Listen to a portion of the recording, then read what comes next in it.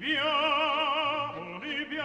le lieti calici che la bellezza infiora. Dans l'imaginaire populaire, la Fiat 500 est une petite auto à la bouille sympa née à la fin des années 50. C'est néanmoins bien plus tôt, dans les années 30, que la première génération de la Cinquecento est apparue, fruit d'une volonté politique de motoriser l'Italie avec une voiture économique à souhait dont le prix ne devait pas dépasser l'équivalent du salaire annuel d'un ouvrier.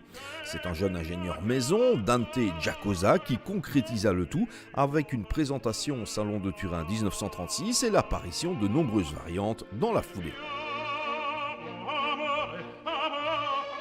C'est une fois encore Dante Giacosa qu'on retrouvait à la manœuvre dans les années 50 pour imaginer une nouvelle génération de mini-voitures populaires. Son idée, partir de la ligne de la plus cossue, Fiat 600, et l'équiper d'un nouveau moteur bicylindre de moins de 500 cm3 refroidi par air.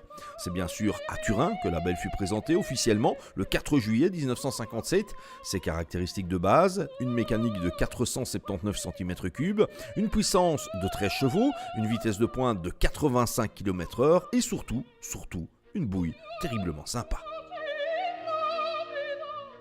Dépouillée, cette version de base l'était. Trop, sans doute, puisque 2 places seulement étaient disponibles. Contrairement à ce qu'on pourrait croire, le lancement de la Nuova Cinquecento fut donc un bide. Trop proche de la 600, trop cher pour un habitacle spartiate, trop chichement fini. Très vite, une nouvelle version dite normale apparaît, au même prix, avec un équipement amélioré, 2 chevaux supplémentaires et des ventes qui ne décollaient toujours pas.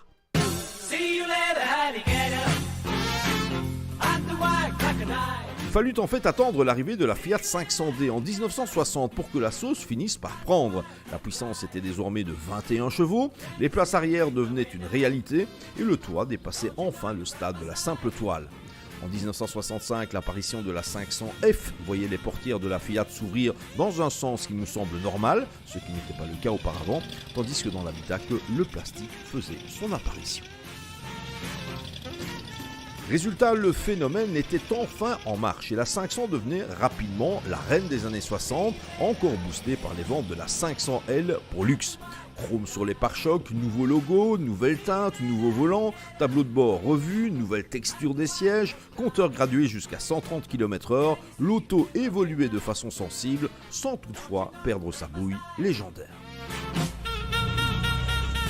Côté image, la Fiat 500 a évolué au gré du temps. À son apparition, à la fin des années 50, elle était le symbole d'une certaine Italie pauvre, soucieuse de remplacer la Vespa par une petite automobile. Par la suite, la création de Dante Giacosa allait devenir un objet presque tendance, reflet d'une certaine sophistication bourgeoise, ce que l'actuelle version de la 500 sortie en 2007 illustre parfaitement d'ailleurs.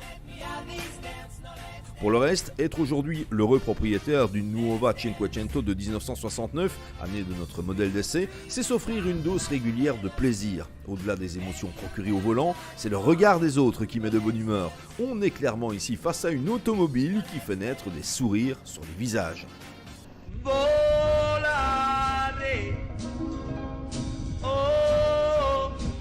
Dans la circulation actuelle, la 500 n'est bien sûr pas en foudre de guerre et ses 18 chevaux afficheront très vite leurs limites dès que la moindre côte se profile à l'horizon.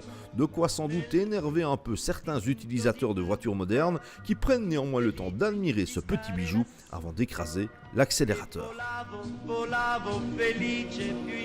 Qu'on ne s'y trompe néanmoins pas, conduire une ancienne reste un exercice de style. Confort sommaire, bruit du bicylindre omniprésent, performance limitée exigeant une concentration de tous les instants, direction lourde, freinage peu spectaculaire, autant d'éléments à tenir en compte. À tel point que les propriétaires de ce genre de voiture comparent parfois une balade en 500 à une balade en moto. C'est plutôt physique et après 1 heure au volant dans la circulation d'aujourd'hui, la pause est bien méritée.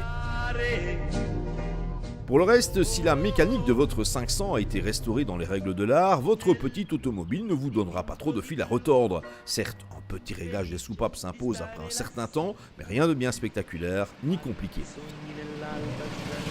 Au bout de presque 2 décennies d'existence, Fiat a décidé de remplacer la 500 par la 126, dont l'image n'a jamais été aussi chatoyante, bien au contraire. Très typée années 70 puis 80, cette 126 était certes une petite auto, mais pas une auto mignonne. De quoi la condamner en termes de vente ? Pas du tout. Au cours de sa tout aussi longue existence partout dans le monde, la 126 a en fait été produite à un nombre d'exemplaires plus important que la 500, ce que peu d'amateurs savent.